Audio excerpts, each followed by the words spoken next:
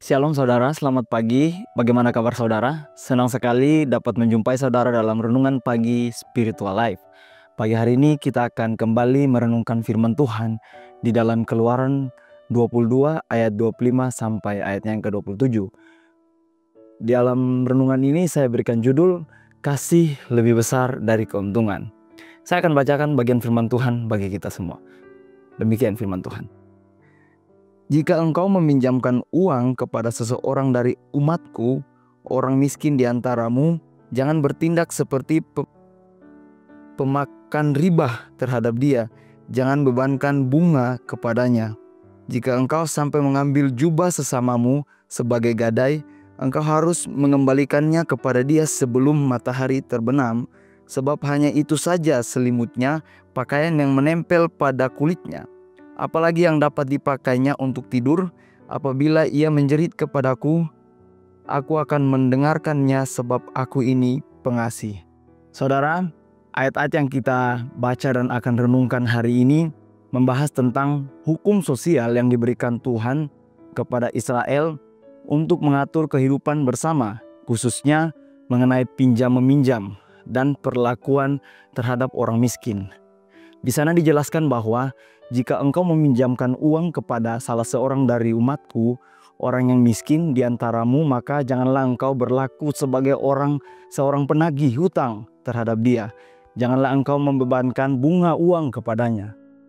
Jika engkau sampai mengambil jubah sesamamu sebagai gadai, maka haruslah engkau mengembalikannya kepadanya sebelum matahari terbenam.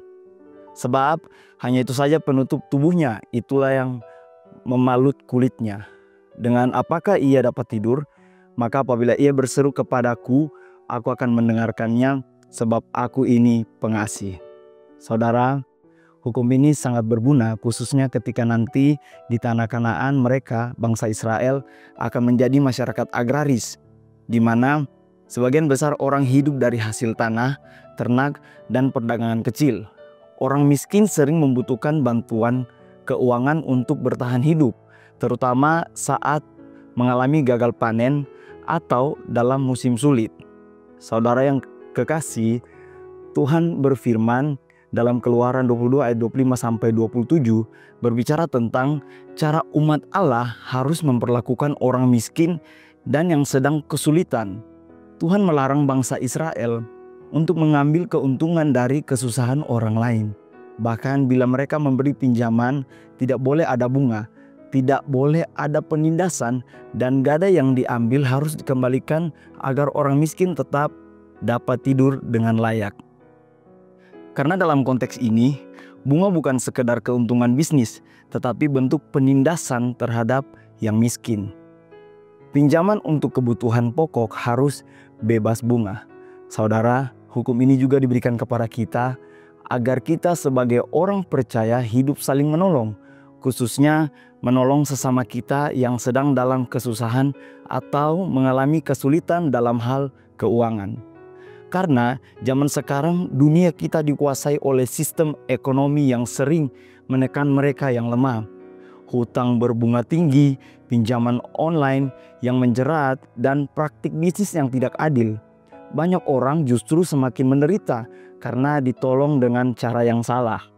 Untuk itu kita sebagai orang percaya diberikan ruang agar kita dapat menolong sesama kita yang kesulitan dengan memberikan pinjaman tanpa bunga kepada mereka. Karena apabila kita memberikan pinjaman dengan bunga, sama halnya kita sedang menambah kesusahan pada orang tersebut. Oleh karena itu kita jangan seperti bank, pinjaman online, dan lain sebagainya yang meminjamkan dengan bunga. Saudara, kasih di atas keuntungan. Artinya, hubungan antar umat Allah harus lebih mengutamakan belas kasihan daripada mencari laba atau keuntungan. Karena memberi pinjaman bukan hanya urusan ekonomi, tetapi juga tanggung jawab rohani. Oleh karena itu, standar hidup orang percaya bukan keuntungan pribadi, tetapi kasih dan keadilan.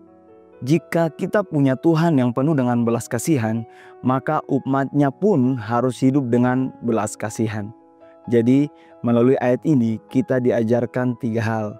Pertama, jika menolong orang yang kesulitan, lakukanlah dengan hati yang tulus. bukan dengan maksud yang tersembunyi. Kedua, saat ada orang yang berhutang atau lemah, kita bisa memberi keringanan, pengertian, atau bahkan bantuan tanpa imbalan. Ketiga, dalam pelayanan maupun pekerjaan, marilah kita mengutamakan kasih dan kemanusiaan di atas keuntungan. Saudara, mari sejenak kita merenungkan firman yang baru saja kita dengar. Saudara, apakah selama ini kita lebih sering menolong orang dengan hati yang tulus, atau masih ada motivasi tersembunyi untuk mendapatkan keuntungan pribadi? Kiranya di dalam anugerah-Nya, Tuhan membentuk kita untuk menjadi pribadi yang lebih mengutamakan kasih daripada mencari laba.